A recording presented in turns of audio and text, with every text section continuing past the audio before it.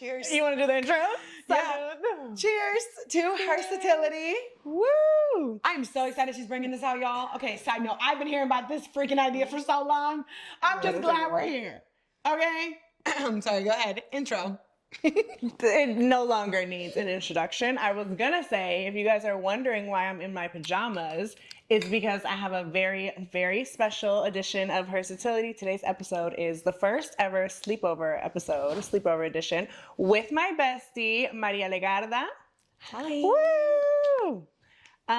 So excited to have you here, to have you on. I feel like I say this about so many of either like my great friends or people that I admire, but you're literally embody like epitome of versatility. You embody it in every sense of the way, from your career life to your personal life and all the ways in between. Thank you. I'm so excited to have you on here. I'm so honored to be on this. I feel like you've been talking about this for so long. And like I said, I'm just so glad she's finally doing this because I'm like, women need to hear this. So cheers to you for doing this. Amen. Literally, when I was thinking about the topics, there are so many because through all, I've had the pleasure of literally being your best friend for the last, what? Oh my God. Since middle school.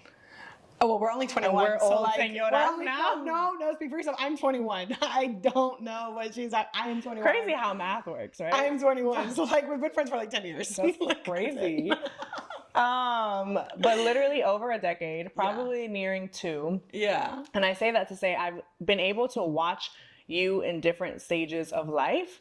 And so in thinking of like what I was going to have you on here for, I was like, there's so many gems that Maria could drop based on all of the things that like she's experienced through every different stage of her journey. So I'm just so excited to talk about it all. Oh my gosh, I know. So first, for those of you watching who don't know, Maria is a content creator, actress, literally dog mom.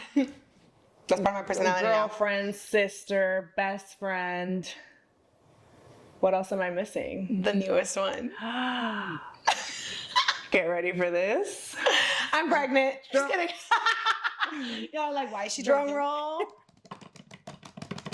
Franchise owner. Ew. Woo! Official Crumbl. Drop the cookie. Just learned that. Crumbl. Just Crumbl. Franchise owner, and I'm so proud of you. Thank like you. literally epitome of boss, and that speaks to Hersatility perfectly because you've been, I feel like, broke out as like actress. That was your main thing for a long time, right? You weren't scared to then pivot into more of the content creation and skits and things of that nature. And then now in the food niche, and like you mix it up. Sometimes you throw some fashion in there. Sometimes you throw some food. Now you're franchising a Crumbl like franchise, which is huge, huge deal. Thank you. And I love that because I feel like so often people are always like, pick a niche. Like you have to know your niche and you have to do this and you have to do that. And I feel like that's a little limiting. Like if you would have thought that, you would have been like, directors aren't going to take me seriously if I'm doing skits, and it would have stopped you and you wouldn't have grown. 100%. Or you would have been like, food or and fashion don't mix together, when I'm sure it's like benefited you tremendously to bring in different audiences. Spanish and English. Like you've pivoted so much, so fearlessly and just authentically to you, that I feel like it's a great example for people to know you can do whatever it is that you're being called to do. So tell us a little bit about your journey thus far. Oh my gosh. I mean, kind of like you said, like there are so many layers to, even recently, like I'm looking back at this year and I'm like, oh my gosh, I can't believe I'm doing like this. You know, I just had a little breakdown last week with my boyfriend where I was like, how am I going to run a franchise? And like, am I even good? You know what I mean? It's like, I'm scared as anybody else, but you just do it anyways. Like, it's just really about that for me. And I think lately I've been asking myself, why is it that I go into these, like, what is bringing me to these different fields that I like to go into? And it really always comes to following my creativity. Like, following my curiosity. Wherever I'm starting to get curious by, I just follow that. Like, it's not like I shy away from my curiosity. Like, oh yeah, but that's not what you normally do. I mean, those intrusive thoughts will come to my mind, but I'm like, if I'm curious about it, why would I not let myself go there? You know, like there's a possibility. And I've just realized that people need to put a label on you because that makes them feel comfortable. They know that you are Daniela the XYZ. You know what I mean? And they can refer to you as that. And it makes people uncomfortable when you want to do all these different things. And I totally understand the concept of like, take your time, find one thing you're good at. And while I fully agree with that, yes, I've taken my time. I've done certain things I've been really good at. But then I'm like, great, now this is also calling me and I'm going to like follow that and I'll figure it all out and how it comes in the picture together. But it's really just been about following that instinct of curiosity and letting God take care of the rest. Like, and one thing I realize is it usually does all come together. Always. Like it usually ends up two things that you wouldn't have even thought mixed. The dots all end up connecting. When you do that and you really just like kind of follow that, which I feel like is kind of following God and at the same time, because when he puts something in your heart, that curiosity to me is that, right? Literally. You're following, you're listening, you're like obeying, like, oh, you want me to look at this? Okay, I'm going to look at this. And you do that. It takes faith. Like it requires faith. It requires risk. However you want to, whatever you want to call it, that's what it requires of you. And I feel like when you do that, the bigger picture that God has in store for you that has your name on it ends up coming together that way. It comes together so perfectly, even if at first you're like, wait, this might seem insane. This might seem crazy. And I think people have this idea, even when they hear me talk about like the franchise and other things I'm doing, they're like, oh, she must just not have fear. No, I have fear. Like I cry and I am so scared, but I can't think that I'm letting fear take the driver's seat. You know what I mean? Yeah. It's You've one of always those like, said you just can't. You gotta know that fear is going to be in the car with you. Okay, it just is. It's like you're a human being. It's inevitable. But you can't let it drive. You just cannot let it drive. You can sit in the back seat. You can touch the music from time to time. You know, you can tell me, hey, let's go this way. And I'm going to say, shut up. We're not going there. We're going here. But you cannot let her drive. You just can't. So whenever I find myself wanting to talk myself out of something, I take a step back and I'm like, but is it because you're scared? And if I really listen to it, I'm like, oh, it's because I'm scared. Then I'm like, oh, now we got to do it. Now we have to do it because I just don't want to look back and think I didn't do that because I was afraid. Because you know what? If it doesn't work out, I learned something new. Yeah. I learned something new. And that's all that really matters. It's like, how much are you learning? What's the worst that can happen? And then even better, what is the best that can happen if it all works out? If it all works out. And it's just like taking away, I feel like it's always like looking into what you have been told that you are. Like what society also tells you are. Because no matter what, we listen to that so much. Like we hear people praise you for a certain thing and you become a master of that certain thing. So you in a way think like I can keep on doing this and I can be really great at this and I can continue to open more in this. Yeah. But like, I am much more than that. Like I always knew I wanted to go into business of some sort. I didn't know how, like my parents didn't come from this, like, but I always wanted it to. So I'm like, I have to start surrounding myself with people that know more about this than I do. It's about not being scared. I have literally, Danny, the last few months, I've been the dumbest person in the room in every single meeting. And it takes you pulling your ego aside. 100%. And I'm literally leading some of these executives I'm talking to them. I tell them straight up, listen, I don't know what any of this means. Can you break it down for me? I researched this and this and this, but you got to put your ego aside and be willing to be the dumbest person in the room when you're walking into something else. Do all your research, but then I met with a franchise owner that has 11 Dunkins and had this. He could run circles around all the knowledge, but I came to him because I was like, you know things that I don't. So break it down for me and help me. I don't know this. And he was like, I'm so grateful that you're not trying to flex like, oh, I know everything. No, I don't, bro. I don't. Help me. That's why I'm here. That is why I'm here. So help me, guide me, and people really appreciate that vulnerability. It's not like, I wasn't worried that he was going to take advantage of me because we're not doing business together. I just came to him as like, I need your advice. I want your ears on this. But we're so scared of looking dumb nowadays. We're so scared of sounding dumb. You feel like you always got to be the smartest person and have it all together. How? I have never done this. You have to start somewhere. You have to start somewhere. Kind of like I was having a similar sentiment, but in the sense of like, the whole ego thing, but like anywhere I'm at, I literally have the verse, and I think I talked about this before, but like I have the verse of, do work willingly in everything you do, like as if you're serving the Lord and not serving people. And I just feel that so strongly because I literally feel like in every leader that I know has once been good at serving. And I just really don't feel like you can get there if you're not humble and like take the ego out of it and understand like I'm here to learn from these people. Like even at a job, right? Like Exactly. I'm not there yet because they know something I don't. You know what I mean? We Yeah. can easily, especially nowadays, like younger people are in these executive roles, and it's so easy to be like, you know, The that imposter should syndrome? be me or that should be whatever. But it's like they're there because of whatever, right? Exactly, whatever. Whether it was luck, whether it was skill, they're there for a reason. And what can I learn? And what can I kind of, you know what I mean? And taking the ego out of it. Dude, taking your ego, and that's really something that I've been like tested at. Like when I decided, for example, to go into franchising, I was like, I don't want to walk into any room and people think like, how did she get here? How did you start? How does one start? Oh my gosh. The journey of becoming a franchise This owner? is crazy that you're even saying that, bro. I could probably cry, but I'm not going to. Come on, Because we love a teary episode. Be the sixth Come day on. of me crying. I have to stop, bro. Like, I don't got Botox. Like, this is not okay. Like, I need to stop. So honestly, let me just take you back. Last year was one of the best years for me financially in the brand space. I made the most money I've ever made. Jesus. Thank God, I've made the most money I've made. I've made the biggest deals. And December came, and I looked at my boyfriend and I said, this will be the last year I ever depend on only brands for money. And he was like, oh my gosh, babe, but you know, he was like, I feel that. He's like, that's boss shit, but like, you did so great. Like, what? Like, you know, like you're acting like you were struggling. I was like, no. I was like, it was the best year I've ever had. Thank you, God. And like, let's triple that for next year. But I never want to feel like at the end of the day, I'm working for these brands. Like, if you don't like they feed can me, pull the plug on yes. something. And I sat with a friend and she said to me, if you keep on going at that rate, yeah, you're going to keep on having money. You'll be rich, but you'll be working rich. And you're not really rich until you got money making money for you. Ownership. And I was like, that's a bar. Like, that's true. And so I had just came up to that conclusion. And I'm sitting there with one of my friends, Lucy, and I was telling her, I really want to invest this year, whether it's property, whether it's something.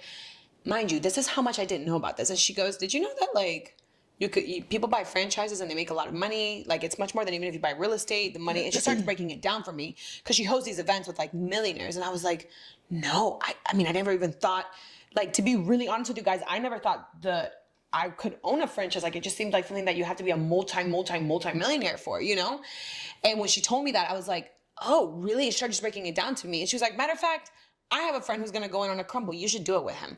And I was like, really? She's like, I trust him with my life. Because I was like, going into business with someone, like, This what? is God ordained, This if is God nothing ordained. else. No, literally. And I was just like, and I said, okay. And she called him at 10 o'clock at night. He was like half asleep. She was like, you need to meet with Maria Legarda. Y'all would be great business partners. And he was like, oh, okay, put us in a chat. If we put in a chat, we went out to lunch like the next day. We sat down, and mind you, I've only always done business with like family. Like that's it. So I was like, me going to business with somebody who's a stranger. But I sat down with Dan, and it just felt right. Like I knew, and he said the same thing. He was like, I am so adamant about going into business with people. You know, it's a really big responsibility, but like we just fit. We understood each other. We had my good stuff is his bad stuff. My bad stuff is his good stuff. And it just fit. And he said, look, I got this Crumbl. Let's go 50-50 on it. And I said, let's do it. We just decided to do it. And from there, I just started the whole journey of learning about it. I looked for the best attorney. Like that is really something that I would tell people, like get an attorney who specializes in franchising because you're going to learn. I started reading about it. I started just really educating myself as much as possible. But I didn't even know how to read a P&L sheet in the beginning, a profit and loss sheet. Yeah. Like I didn't. And now I can look at numbers and I can look at things that I genuinely did not think I would ever be able to do. But it's just been being patient with myself and learning and being okay with being a student. You know what I mean? And being like, okay, let's start from scratch. All right, what do I have to do? Whatever it is. Because I was looking around and I was like, if these people can do it, there is nothing that they can do that I can't learn. Like I can learn. I just got to like be willing to be a student. And that's what it's been. It started back in end of February, beginning of March, and we're just now getting ready to close. So it's been months of negotiation and work and tears and frustration and feeling like feeling like it's gonna happen or it might not, and just all those things. But I just keep on seeing God show up in it. Anytime I feel like maybe this isn't gonna work, God shows me like I've structured everything around you. This is it. This is exactly what's supposed to be. And it's like I asked him for it. I told him last year's the last year. I will only depend on brands. And now it's happening. And now I just became obsessed and I'm reading and I want to own the world.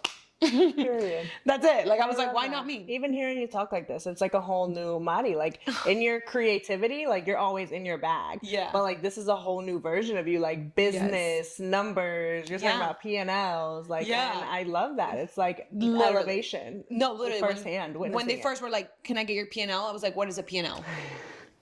So, like, girl, like, so that's what I'm saying. Like, people think that they might see this, they might have, when the announcement comes out, they're probably thinking, oh, she majored in, no, I failed out of business school, guys. I failed out of business school at Georgia State. So I, in my head, kind of thought I would never really be, I would have people worrying my business. And my boyfriend was one who was like, until you know your own numbers, you should let nobody else know your own numbers. You got to know your stuff better than anybody. And I really took that and ran with it and started like taking ownership of like anything I'm doing, I want everything spelled out for me. Like I used to have people kind of more manage my stuff. And now in business, that's the way I'm also going with it. So it's just like, I started sliding in, like I would see people like talk about franchise. They were franchise owners. I was sliding in people's DMs. Hi, I'm buying a Crumbl and I don't know what I'm doing. Can you help me? Do you have 5 minutes to talk on the phone? I will slide in your DMs. I do not care. That's actually how you literally started. That's how I've started everything in my life. Everything. But you gotta ask. But if I was like, no, I'm scared. This girl randomly DM'd an influencer back when she had almost no followers and was 5,000 followers. Hey, I'm in LA. Like, if you need an actress.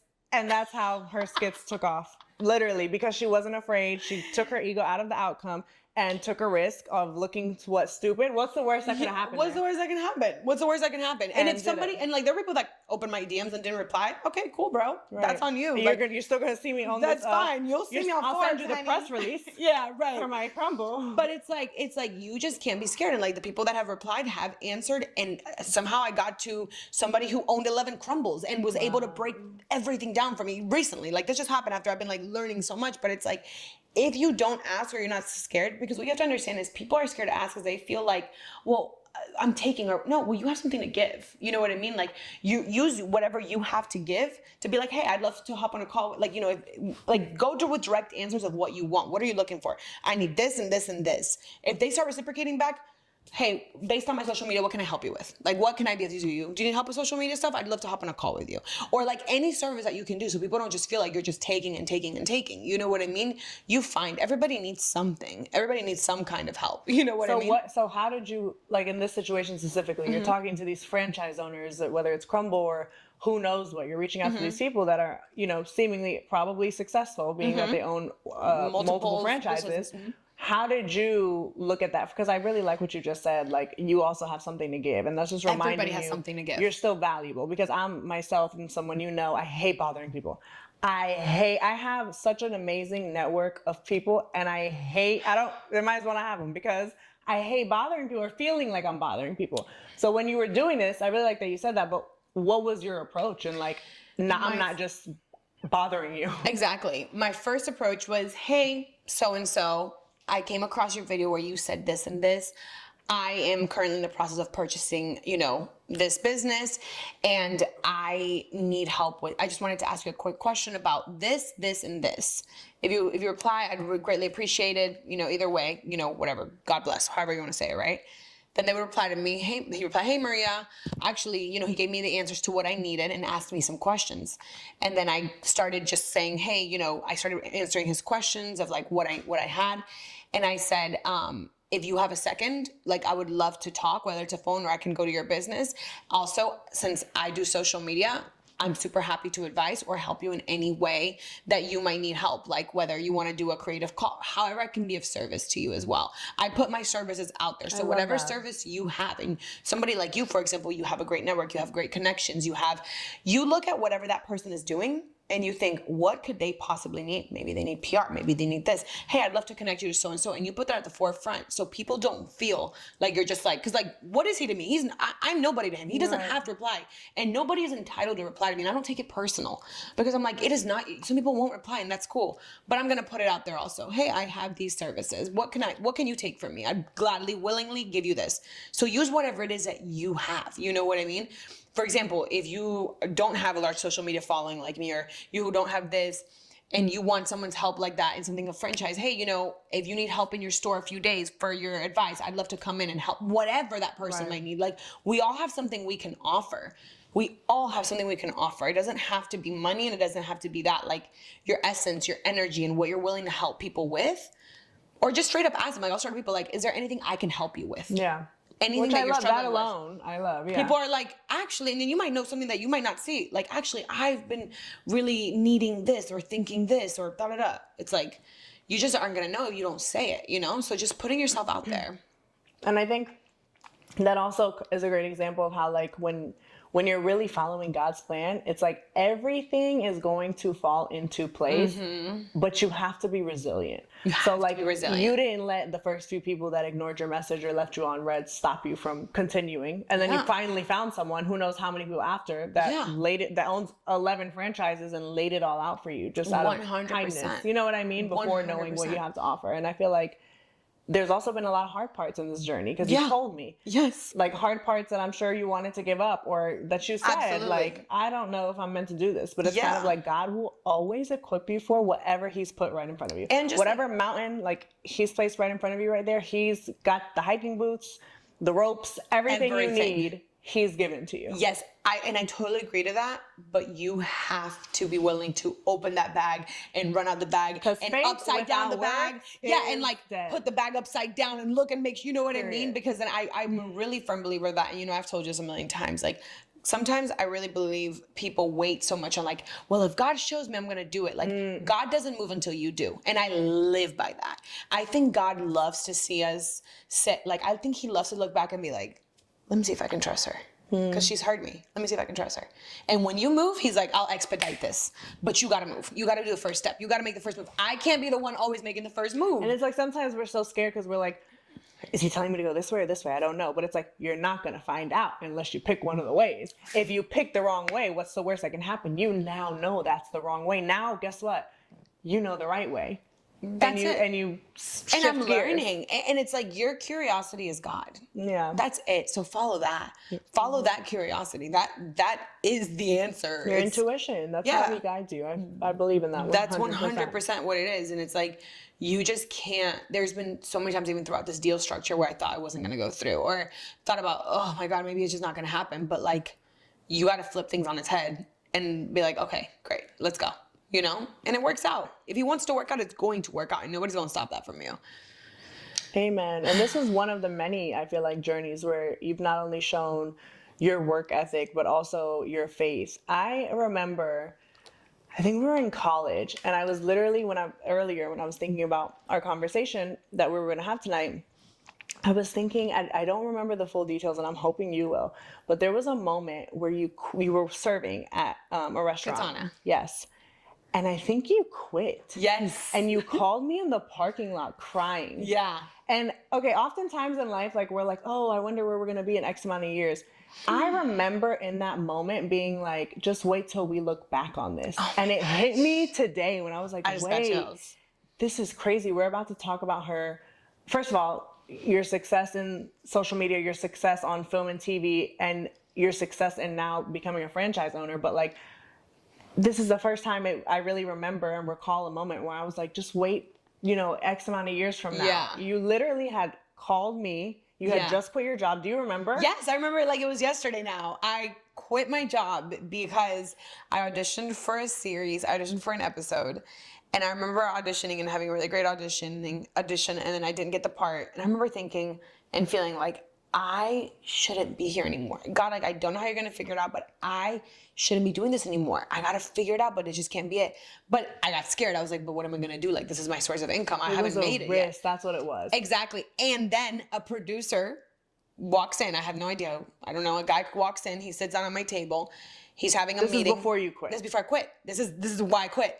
He pulled out a script, and I see in there, it said episode 104, the title of the show I'm doing that I didn't get. And I see it, and I see the script. I knew it. I had already read the script, and they're having a meeting about this episode. And I remember seeing it, and I just went in the bathroom, and I cried, and I said, I have to get out of here, because I don't care if I have to wipe floors in LA or wherever I end up going. Like, I need to be in the creative field to learn, because this is just no longer teaching me. Like, being a server is not teaching me. Like, I just remember being like, that's what a coincidence. You walk in, you're one of the producers for the series I auditioned for, and you're literally reading the episode that I just didn't get. Like, I was like, and that's when insane. I don't even remember that part. I got in the car and I started crying, and I was like, I'm quitting. I remember that now, and I remember thinking like, well, what are you gonna do? Yeah, what are you gonna do, girl? We're broke college students at this point, but you were like, I'm pursuing acting. I don't know what I'm gonna do. Social media, it's like we're you gonna just figure it out. felt God. You heard him clearly, and you acted on it, and that was so admirable. Thank you. Like, especially at that age. Like, I remember being like, what is she doing? Yeah, what am I doing? Yeah, and then that's when I went to LA shortly after, and like started social media and just started figuring it out. Yeah, from there, and one thing to another. That is insane. It's crazy. I forgot that story. It hit me today when I was thinking about it. I was like, wait, I remember, like, so many. That's why I was like, I don't even know where to start. I know. Where do we start? So many journeys. Well, no, because different journeys. I know, but I literally told you this earlier. Like, I look and I go upstairs and I see your daughter's room, and I'm like, I can't believe you're a mom. Like, in the best way ever, because you're the best mom ever. But then it's like like you said, we've seen each other in so many different stages of life, and like, we've been friends since high school. We've, gone on, partied, done all the things. And then like seeing you transition into a mom has been my favorite transition to watch. Really? Yes, because it made you have this confidence that I always knew lived in you that you just wouldn't fully trust. It just made you trust it. Like, you're just like, I don't know how, but I got Paloma, so we're going to figure it out. Yeah. And I just read a quote that says, I'm not sure if you read it, it's in Spanish, and it's like, los hijos traen el pan de Dios abajo del brazo. Meaning, when you have a child, you have to know that you will be able to provide much more. Like, they bring fortune within them. Yes, they bring it with them. I just read that. Wow. And I thought of you. That's really powerful. And I thought of you. I mean, we can pull the verse, but people say that. And it's like, people are so scared of having kids. They're always thinking, like, as money, as all these things. Me included. Like, that I can cry sometimes when I think about what would my life be like if I have a kid. And, but it's like, I read that and it made me literally think of you. Wow. Because I was like, your life has become so abundant since Paloma. It really has. It's so true. And I think of everything, and it's like, even through the worst of it's been becoming a mother has been the hardest thing single-handedly I've ever done in my life. Mm-hmm. The hardest. But it's also leveled me up like nothing else could have. So that's, I thought you were finished. That's so true. And that quote is so powerful, because it's kind of like, it brings you to a place of, I have no choice but to figure it out. Mm-hmm. They bring abundance. Yeah. I remember even like recently, I think I talked about it, because earlier this year I had one of the hardest months like ever. And I literally like just wanted to give up. And I sat there and thought to myself, like, what does giving up even mean? Mm-hmm. Like, what does that look like? Yeah. What I'm supposed to she didn't ask to be here. Yeah. So how am I supposed to get, so it literally, but without a child, you might not think the same way. You know what I mean? It just gives you another like reason to keep going, and like on another level, because you want to do it for them. I know, like, you make me want to be a mom so badly. Like, that's such like a crazy thing. Like, people don't just make me want to be a mom. Like, you and Nard make me want to be a mom. You're good. I'm glad you're a man. Yeah. Makes me want to be a mom. That's a great sign. But like, you make me want to be a mom, because I'm like, you have been able to figure it all out, and I don't know the things you've discussed. By the grace of God. I literally right now feel like, I think I told you, like, I feel the best I've ever felt. I feel like I'm finally getting the hang of this mom thing 3 years later. She looks so good doing it too, honey. And I just feel like I went through all the emotions, and we're not gonna make this about me, but like, please, pregnancy was super depressed. You remember? Yeah. It was like that stage. Then becoming a mom, which is like really hard. Then becoming a single mom. So I literally have felt like survival mode and like a blur, like zombie. Like, I look back and I'm like, for the last 3 years, I feel like a zombie. Like, it's a blur. It's all a blur. And now I finally, and you go through all the thoughts, right? Of like, oh, my life is going to be over. I'm not going to be able to do this. And then you have the baby and you really see like, damn, my life feels like it's over, because I literally have this little thing that's dependent on me 24/7. And I finally am like, in a place where I feel like I'm getting out of survival mode.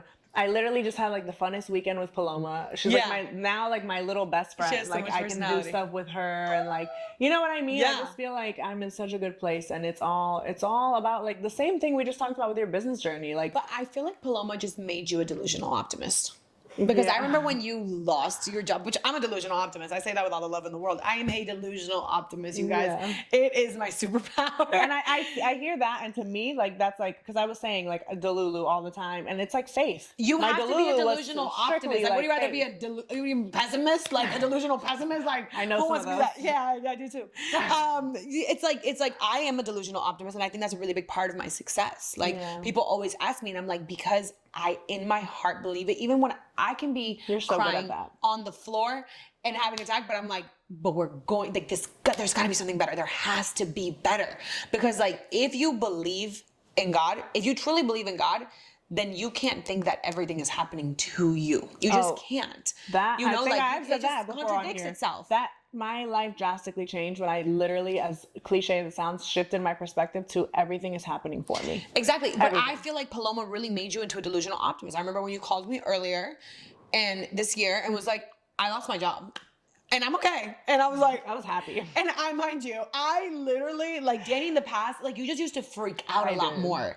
And so I was like, oh my God. I was like, Nard, I can't talk right now. I was like, I gotta get off the phone. I'll call you back. Danny's on the other line. Like, I was like, I need to fly into Atlanta. But you were like, I'm fine. And I was like shocked. I was like, okay. Yeah, that's what I think. But like, you think that too? And it was amazing. And then like, you were like, yeah. We're gonna have to figure out these bills, but I'm gonna be fine. Literally. And I was like, yay! I was like, we are. And it's like, but that's like a perfect example of like, then everything did work out, but you just had trying And mind times. you, it got worse from there. It got worse. Like, just so people know, like, from that, it was like stages. It was like, okay, got laid off. I feel good. I feel lighter. I feel like I got out of the toxic relationship. Bet. Happy, like, delulu. Then the first comes around. I gotta pay rent. Went downhill from there. Like, I don't know what it was. Then your parents moved. That was before that. But you know what? That was before that? Oh, yeah. But it was back to back. Your parents moved and then I think you lost your job. Yes, yeah. Exactly. Okay. But, I say that to say that whole thing about, like, when everything gets hard, because of experience, I firmly believe that it's because you're on the brink, like, of your breakthrough. Great. And it might not be the next day. It might not even be the next month. But when I tell you, April of this year was my worst month in so long. Like, that's when I told you I was just like wanted to give up, but I didn't know what does that even mean. Yeah, you know, like Paloma's waiting on me to feed her dinner. Like, give up and do what? And do what, girl? But that was the worst. When I tell you everything, like in every area of my life, like I was like, I'm done, God. Like, I'm tired. And May 1st comes around and the blessings just like slowly but surely like just start poured in. Coming in, like, out of nowhere. That's and amazing. Then now I look back and I'm like, financially, God provided. Like, I barely had to touch my savings. And I look back and I'm like, how?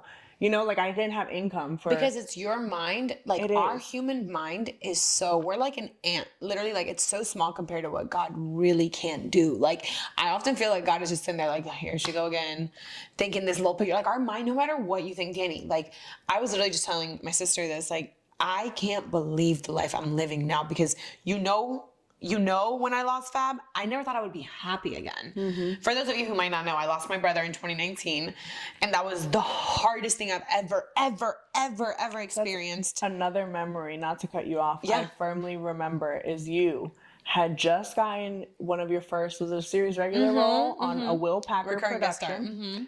And it was right around the time that you lost Fab, and you called me on set after a day of set. And you were like, I just don't know, like, if I'm ever going to be okay again. Yeah. And I think maybe you, like, smiled on set that day or something. Yes. And you were like, I caught myself smiling, and I felt, like, so weird about it. Glimpse of light, yeah.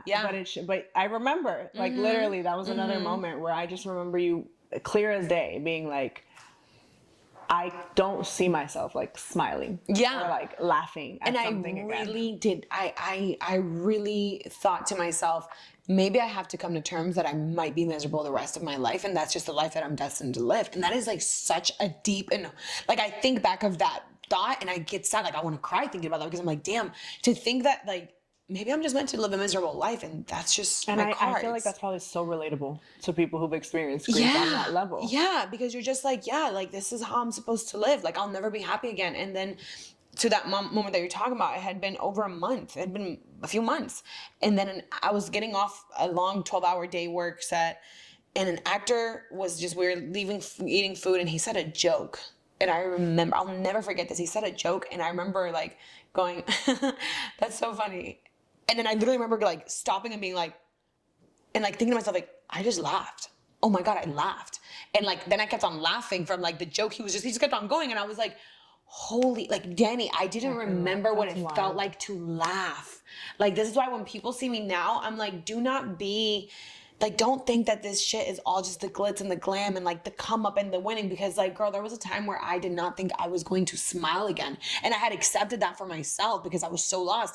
And I feel like God put that moment in me to kind of like show me that little glimpse of light. Like all we need sometimes is just like a little tiny hole. Like that little 30-second laugh, I was like, oh shit, like, okay, maybe I will laugh again. Yeah. And I held on to that one. I was like, But he God, does you do made me that. laugh today. He does. And like, that means I can laugh. Like I should, there has to be that hint of joy, and you don't got to find it in the moments. Like people think that like, right now I'm in a very happy stage of my life. I will tell you, I am the happiest I've ever been. I'm in the best relationship I've ever been. I'm, you know, like financially I'm doing great. Business wise, I'm doing great. I still worry about dumb shit like everybody else.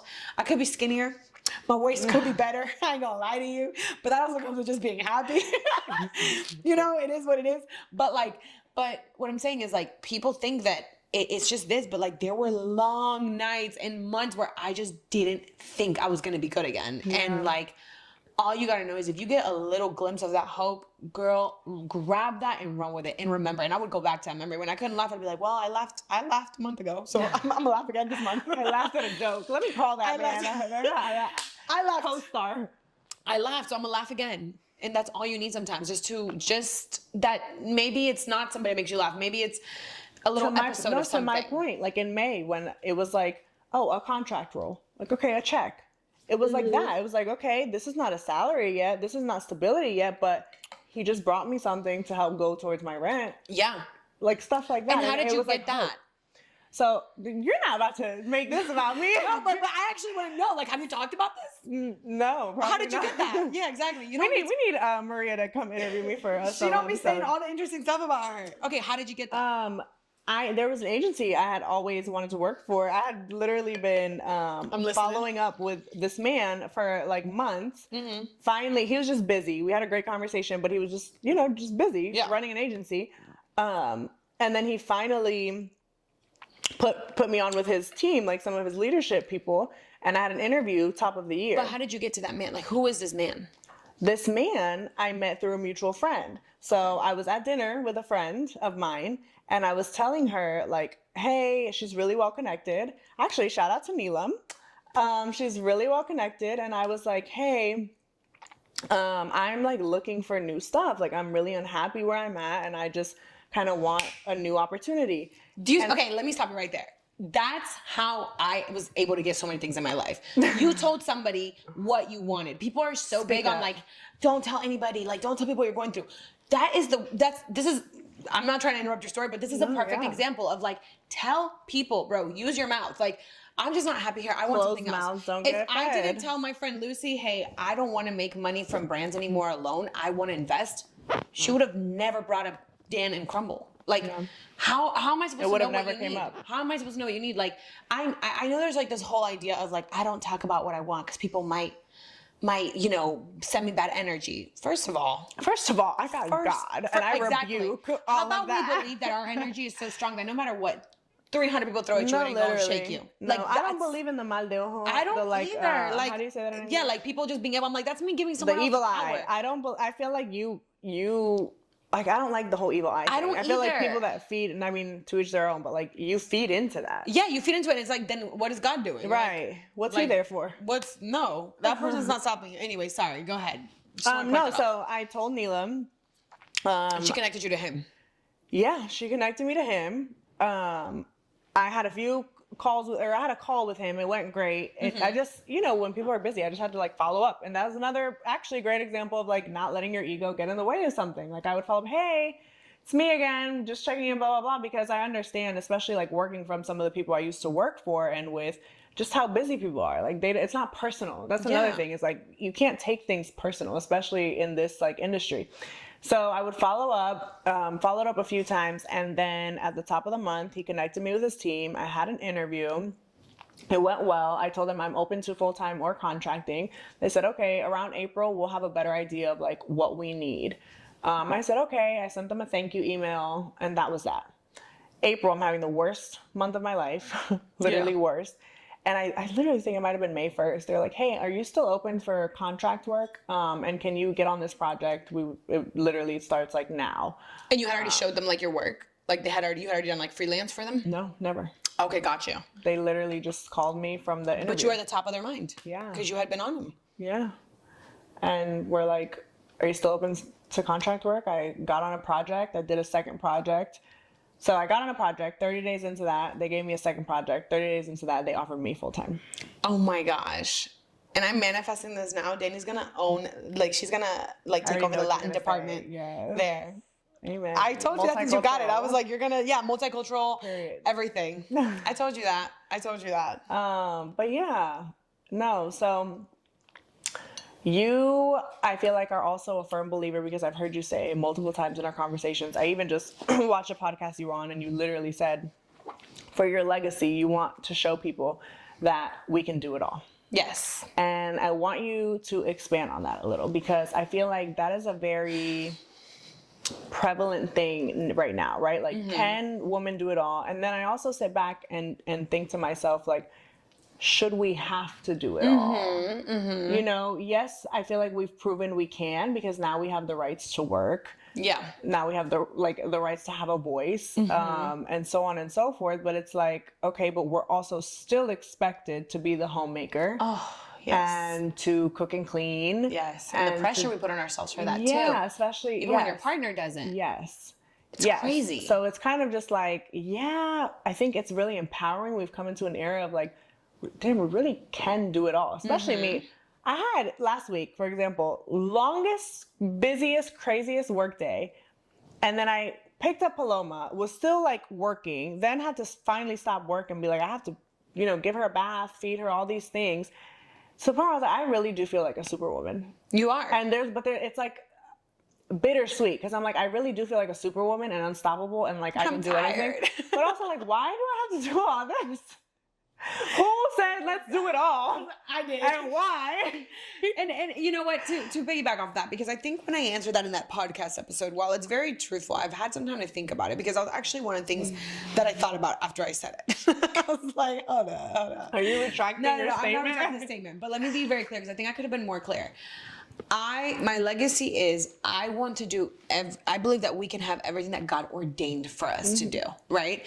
Meaning, I'm not saying you got to be able to be like, exactly, like you're going to get exhausted, bro. It's not realistic to think you can be this like housewife and boss woman and cook and clean and then make this job and then have time for your family and then have time for friends. And it's just like impossible. But truly, this idea, when I say we can do it all, it's just like whatever different facet you want to go into. You know what I'm saying? Like whether you want to do business, whether you want to be a housewife, whatever it is that you want to be, or whether you want to be in entertainment or anything, like not letting yourself get boxed in. Like I want people to look back at me and be like, damn, she didn't believe she was just that thing that the whole world told her she was.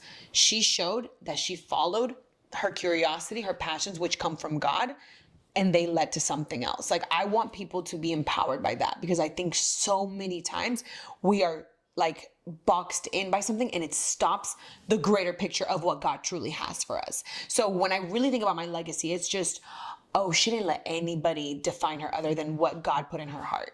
She moved with the intentions and the thoughts and the purpose that God put in her. And that's what she led with. And she did X, Y, Z. She turned this. She's a producer. She decided to have her own brand, all those things. Whatever it is that God wants it, I don't want to miss that. So that's really what I feel very, very passionate about. I just think we get boxed in. We didn't get boxed into just being moms or just being wives. You know, which is a job of its own. You can't do both. And you know what I'm saying? Like, or we get boxed in, you just get boxed into something. And it's like, I don't want to feed into that narrative of just one thing.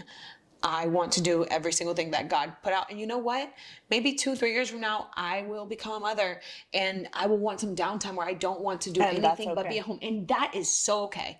That is so okay, because I have set up my life for that. And I'm no less of a woman. I'm no less of a boss bitch if I want to do that. You know what I mean? And I think like there's a little bit of this toxic culture of like, you got to be this high earning woman and this boss. Yeah, sure. At that stage of your life.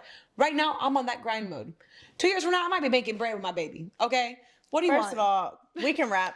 That was Hersatility. Literally, that is the trailer. That is the tagline, the everything. You just literally embodied Hersatility and what I started this for and what like my motivation, because I see that so often. Yeah. But actually, to piggyback off of what you just said, like that happened to me when I became a mother, where I naturally, you know me, I love to work. You're so career driven. Yeah, I'm very career driven, and I started feeling really like anxious and guilty. And I kept hearing from God, like, slow down and be a mother. We can't. Like, I had no idea what I was on maternity leave, and I knew in my heart that job that I was at, loved it. It was great. It was very demanding. And I knew in my heart that I could not, after having a child, I can't go back to that job. So I had no idea what I was going to do. For money. And or just life. I literally just remember God being like, you know what I want you to do? I want you to be a mother. And then throughout like those first early years of motherhood, I just remember realizing like, I'm putting all this pressure and feeling guilty for slowing down. But this is the most important work I will do in my life. Ever. I am raising someone who is going to be in like the future generations. I brought a life into this world and now I'm raising it. Like if that's not kingdom work, if that's not God's work, if that's not meaningful work, that's literally the most important thing I personally will ever do in life. Yeah. And once I shifted that perspective, like that guilt kind of just went away, and I no longer feel guilty when I just have days and I'm like, okay, this is my mom hour. This is my mom day. This is my mom, like, sorry, like I've done the work and now like I have to focus on momming. I can't wait to experience that kind of love. Like I want to experience that. I feel like it's such an unconditional love that's going to just make you an overall better businesswoman, better person, everything. Yeah. It's yeah, crazy. I think it just, I mean, you said it, like I feel like it gives you a newfound confidence. It gives you a newfound, like, I don't give a damn, like. But don't you think that there is, like, don't you wish that you would have heard this from another mom when you had just gotten pregnant and you thought the world was falling on your shoulders? Yeah. Like, could you have believed somebody tell you you're going to be the most confident version of yourself after you have this baby? No, it's crazy. No. And I would hear people say it, like, oh, you're just going to level up. You're just going to, you know, be a mom boss and you're just going to do all this. And okay, that sounds good. But right now I'm depressed. I don't want to be pregnant. I don't want to have a child. So y'all can have that. I just wanted to be a boss at that moment, not a mom boss. And it just goes to show you, like, you never really know what God has planned, but you just have to trust it and trust that he's already got it written from today, like where I am today. Yeah. It's been years since I became a mom. Yeah. 3 to be exact. And in all of that, there's been so many stages of like, I don't know what's gonna happen. Well, I'm in this, and to say, like, what you just brought up about me saying we can have it all, we can do these things, that will also lead to burnout. You know this as one of my best friends. End of May, I had a huge panic attack. I stopped everything, and I didn't film for June, July, all of August. I didn't really do much. Yeah, I didn't really do anything for 3 months. I had to stop. Because it was like, am I doing a bunch of everything or am I doing what God is putting in my heart? But I was able to stop, slow down, ask myself, what do I want? Where am I going? What's the purpose? And now, I am like recharged. Do you know what I mean? And mind you, that time I've been like figuring out Crumbl stuff and business stuff, but I just haven't made it a priority to film or throw creativity because I felt like I was feeding a system that wasn't. Yeah, that was like, this isn't fun. This isn't cool anymore. Like I'm not even enjoying it. Like what does that even mean? You know? And it's like that's a perfect example of being really careful about me saying you can have it all. Yes, you can have it all, but you can also have it all and have the worst breakdown of your life. So like do what God is putting in your heart. Right now, this is the season of me to focus on businesses and new things. But now I'm ready to film again. Now I'm like charged up and I know what I want. I know where I'm going. I was able to stop. Like we feel so guilty stopping. I didn't stop because I had a kid. I stopped for my own mental health. Yeah. And I was like so scared to stop. So scared to stop. And it only like pushed you further. It pushed me further, and I was able to put my mind on necessary. Crumbl and like listen, and like then also learning on like learning more business stuff and like pushing myself in different directions. But it's like following that intuition and following that curiosity. And listening, yeah. Because if I just kept on doing content, I might have like fallen maybe through the cracks not with be other a things. franchise owner. You can't do it all. And just because, and that's another thing, like if you would have listened to people or like been like, oh, what are people going to think if I like transition to a different industry or a different niche or whatever the case may be, you might not be a franchise owner. If you would have just been like, I'm a content creator and that's all I am. Or I'm an actress and that's all I am. But being able to pivot and having like the faith and being just like, oh, I don't care what people think. God is calling me to do this. I have a curiosity for this, so I'm going to explore it. Yeah. Doing that, I feel like has only brought you more and more opportunities. And you can't listen to any other human being because they're just human beings. You can only listen to God. He's the only one that can like really see things from an outer lens. Anybody else is just a human being. So when people tell me I can't do something or that doesn't make sense or like that's not it, I'm like, you're just another respectfully ignorant human being like I am. We're ignorant next to God's will. Yeah. We are. No matter how enlightened you are, no matter, I can respect your knowledge, I can respect all things, but you are not me, I am not you. You don't know what God put in my heart. Nobody ever knows. I won't know what God put in your heart. True. You can tell me an idea and I can be like, Danny, that's kind of crazy. But that is what God put in your heart. Yeah. Like that's not, we're all ignorant human beings next to like God's greater plan. So I only listen to an extent. I grab what I got to grab. And then the rest, I just go off of what he's putting in my heart. And that is why it's so freaking important who you surround yourself with. Yeah. Because being around the wrong person or people will have you questioning the things that God put in your heart. You questioned that for a long time. A long time. Yeah. And that's detrimental. Like that is literally like make or break it. Yeah. It'll have you questioning like how smart you are or how willing you are to do. Yeah. It will. I want to ask you, I'm curious what you think of this phrase. Sometimes like the versatility and like literally hersatility and like everything you've said is how I feel like to my core. Like every time God puts something new in my heart, I'm not gonna lie, I do think like, oh my God, is this silly? You know, like am I focusing on too many things at once? And a phrase that sometimes gets me in my head is when people say, jack of all trades, master of none. Mm-hmm. How do you feel about like what do you think of that phrase? Because sometimes that gets me in the head and I'm like, okay, so am I like it almost makes me doubt myself, but then I'm like, no.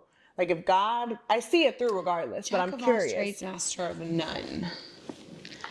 I don't think that's real. I don't think think that's true. I think of like, let's just throw somebody like Shaq. What? Basketball player, franchise owners, fast food owner. Like his wealth came from owning Papa John's. Like that's where his wealth, that's where he became next level. I believe it's Papa John's. I'm like 90% sure it's not Papa John's.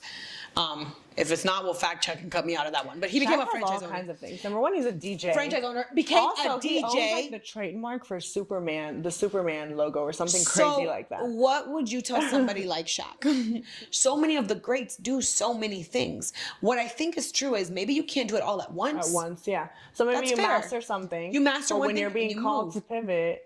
You pivot. You know, people are so scared of pivoting sometimes. Yeah, for sure. And we procrastinate and we get scared of what people are going to think and we get scared of like, no, I'm not a franchise owner. I'm this. And mind you, like even as I'm telling you this, Danny, I'm like really scared. I'm going to be so honest with you guys.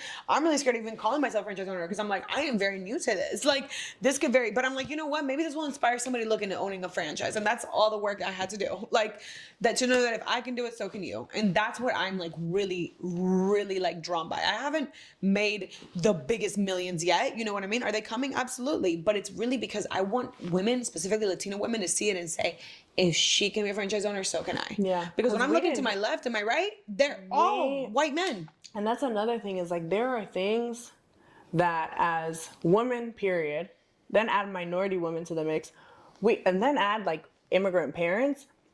We didn't even, when did you find out what the word franchise even meant? Right. Like things that we had zero exposure to. We didn't grow up with that and that idea of wealth. At all. And like our parents and taking things such that a risk. are accessible, that are not as hard or as far away from us that we think they are. Not. So I love that. Owning a franchise is, I promise you, not. I think Cody Sanchez, who is like really big in the business world, she said, I think in about 20 years, people will be buying and selling and acquiring businesses the way they do real estate because it's really not that. It's just a secret world. I didn't know about it till last year, bro. I didn't know it was that easy till last year. I mean, it's still like anything in life, you got to figure it out, but it's not impossible. Yeah. It's much closer. People are But buying you think, and selling you think of our parents, and like to them, it's probably like, yeah, what? Yeah, my mom and dad were like, you guys are what? Here she goes again. Can't. That's what I said, can't. Yeah. But it's like taking that risk and figuring it out for the generation, for the culture. One of the last things I wanted to talk about was just a bit of your grief journey, because I feel like grief there's so many stages. Not even are there so many stages like when it first happens, but even just throughout the years, I feel like it's continuous stages. Yeah. And I know when you were going through it, you were looking to people who have gone through it. And I feel like now you are such a perfect like advocate to speak to somebody going through, you know, the myths and the lowest of the lows of that grief period. So where are you now in your grief journey? Because I feel like now, even now, it's been what are we in, 2004? Yeah. It was 2019. How many years is that? It was just 5 years last year. So it'll be 6 years in February. And I feel like it's not something like we talk about. We talk about him, right? On a regular, he's very present and all of the things. But like, we don't talk about how you feel about it anymore or anything like that, right? And I feel like, how do you feel? Like, where are you now? And more so from a perspective of like somebody else watching. Okay. Man, that's a deep question. That's so much to unpack. I'm like, you got time? No, we just changed the battery. Yeah. No, but that's a really, really great question. Because people don't ask me that. Like, where I am now, I can truly celebrate everything with him, even when he's not physically here. I can genuinely, I'll tell him like, oh my gosh, like, can you believe you're seeing? And I'll cry because I'm like, I can't. Like, just today, I was like, you know, I'll have moments where I'm like, oh my gosh, like, Fab, like I'm doing this thing and Danny just did this thing and I know you're freaking out right now, you know, but I can do it now in a way where even if I tear up or I cry, I'm genuinely excited to tell him because I do wholeheartedly feel this connection with him. I'm also in this place, I think the best way to describe it is, you know how which is the funniest thing because it's like life versus death. You said once you had Paloma, there was like, great. Like, I gotta grab this and go. Like, this is it. Like, there is no stopping. That's what grief did to me, you know? It was like, okay, I got this. This really sucks. Like, there's no but like, what am I gonna do? Like, what are we gonna realistically just lay in our bed and cry the rest of our life? No, get up. Yeah. Get up and go live the life that he would want you to live. Exactly. And it's what Paloma did to you. Yeah. You know what I mean? Get up, girl, because you're depending on her. Mine is just get up. It's don't let your like brother down. He didn't do everything he did for you to stop that here. We didn't go this far just to come this far. You know what I mean? So it's this beautiful, crazy thing that I'm able to see how life and death can almost do the same thing. And I'm able to really wholeheartedly celebrate that. And I just did a thread post about this saying, you know, everything I do it for those 3 a.m. conversations I had with my brother where we talked about every single dream we ever wanted. And that's where I'm at right now, where I'm like, great, like this is what we talked about. And now I can see it clearer and now I can talk about it clearer. But if you're in that place where you're grieving and you're at the depths of it and you feel like life is over, it's okay. Sit in that for a second. Let it be. Let yourself have those days and take it. Sometimes it's not day by day. Sometimes it's moment to moment. And I say this everywhere. Sometimes it's just, okay, next task, get up out of bed. Next task, brush my teeth. And then eventually it will be day to day. Okay, today was good. Tomorrow will be better. Then it'll be okay. I had a good week. Then it'll be okay. I had a good 2 solid weeks. Then before you know it, it's a month. Then, you know, then you'll have a day you cry, but you know, you're able to get up. So it's like, take it moment to moment until you're able to take it day by day, to be able to take it week by week, to be able to take it month by month, and months at a time. You know what I mean? And feel those. And it's a blessing to really be able to do that. You're never the same. You're never the same. Just like you are never the same after Paloma. That's what I'm saying. It's crazy. Yeah. Like, I'm really having a realization of how much similarity there is in this, but one is life and one is death, you know? I think you say that because in our conversations and things we have personally, there's a lot of moments where ironically enough, like we related to each other, but yours was grief of a brother, and mine was what felt like grief of an old life and of an old life, me. But life of like this newborn baby that's just like, you know, you're like, how is this gonna bring so much wisdom to me? It's not like she's here telling you what to do, but like you're like, and that's what I feel like. Paloma's not sitting here writing your roadmap. Mom, get more confident. Mom, trust yourself. No, but she's tapping into what God already had placed in you. Grief does the same thing. You've had that, but now you're just forced to tap into it. Like, we're going to figure it out. And I wholeheartedly believe that if I believe I'm connected to him and he's watching everything, he is still learning from me and I'm learning from him. You know what I mean? So everything I'm doing, I truly genuinely believe that he's seeing it and he's like, oh, she learned this lesson. Oh, she saw this. So I still take every single one of my wins as our wins, because I'm like, you're learning with me. You're on this journey with me. You're seeing me like maneuver through earth, because I got to live, Fat passed away at 29. I am now 31. I'm overcoming things that he didn't get a chance to overcome, at his age. But I believe that we are like this connected lifeline, and he's learning from me from the other side and I'm learning from him, So and he gives me his knowledge from up there, and I learn, and he learns from my healing as well, because I believe that when we heal one thing, we're healing generations. So I live with that. And so now I'm in a place where I'm able to just celebrate the wins, and I'll cry with my mom, and I'll cry with my dad at times, and we'll have those moments, but we'll wipe our tears and we're able to see a sunshine and say, hey, what a beautiful, sunset. Fab must be here, and it takes time, but whoever's watching this will get there. For sure. That's so beautiful. And I love to see you in this place, because I do truly believe he's literally with you. I see it every step of everything you do. I know. Embedded in all of it. So, to wrap this up, how do you feel, or how would you say you embody versatility at its core and show up kind of authentically to yourself and all those parts of you without caring what the setting is, if that makes sense?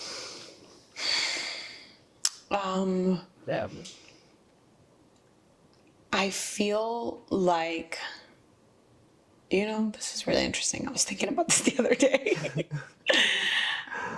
I let my vulnerability show in everything I do, including business. And people tend to think you shouldn't show those things in business, or in LA, where it's a world where people can just be like, oh my God, you gotta be this, like, da-da-da-da-da. No. I lead with my vulnerability and the genuinely who I am. Like, hey, like, this is how I feel, and this is like how I genuinely feel about this. And I find that people like are just drawn to it because it's real. So I don't try to put up this wall. I don't try to be the most badass or the tough. I leave that up to my attorneys. Y'all say all the language I gotta say, but if I'm talking to the owner, hey, listen, this is where I'm at. I'm worried, and it's hurting my feelings, and I'm stressed, and this is what I need. I love this answer. And I think that we oftentimes try to put this mask of this badass. Yeah, sure. Negotiations. I let my manager do that. You be the badass. You do this. But you're dealing with Maria Legarda, the human being, and this is what I feel, and this is what I want. So, like, let me be honest. And that has really been, I think, my secret to versatility, and like what makes me versatile in Los Angeles. I've come across the greatest people, because when they met me, there wasn't a flex. It was had you shown up unauthentically, it wouldn't have you would have gotten a different version of them. That's all we get in this world. So all you can do is just show your true intentions. It's much simpler than you think. Like, it really, really is the simplest thing. And I think it's core. a thing, especially, I mean, I will say, women, men, all in the same, kind of go through it in their own ways. But for women, I just feel like because we're in a modern day world that wasn't necessarily, I feel like, prepared for a modern day woman and what that could entail and look like, we do sometimes feel like, okay, in this setting, I have to be more. I gotta be this. Yeah, and then I can be my nurturing, like, caring self at home. Yeah, no. So I love your answer. This is who I am. Oh my God, I feel everything. Oh, hi, executives. Yeah, I cried earlier. How are y'all doing? Like, this is really me. Yeah. I'm dropping F-bombs in meetings with execs, and they're like, oh, we shouldn't laugh at this, but that's funny. Like, but it's like, this is me. Like, you're working with me. This is what you're signing up to work with. I'm not going to change that. I'm not going to not get excited because I got to play it cool. Like, no, you know what I mean? Like, there'll be times where I'll be like, oh yeah, that's dope. And then I'm like excited, but I don't want to jump off the roof. But like, overall, just like, that is, in my opinion, how I've embodied my versatility. By bringing that authentic self. Authenticity is your superpower. Your vulnerability is your superpower. And honesty will, at least, if somebody doesn't mess with you, they don't mess with you because you're being honestly yourself, then I can get over that. But if they didn't mess with me because I was being this ego guarded version of myself, that won't let me sleep at night. So that's what I think. I love that so much. Thank you so much for coming on here in your quick trip to Atlanta. Thank you. In and out. And I'm so grateful that you decided to come be a part of Hersatility. You truly are such an amazing representation of it.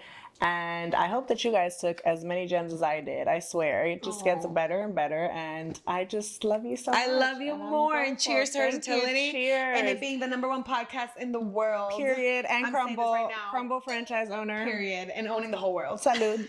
Cheers. Cheers.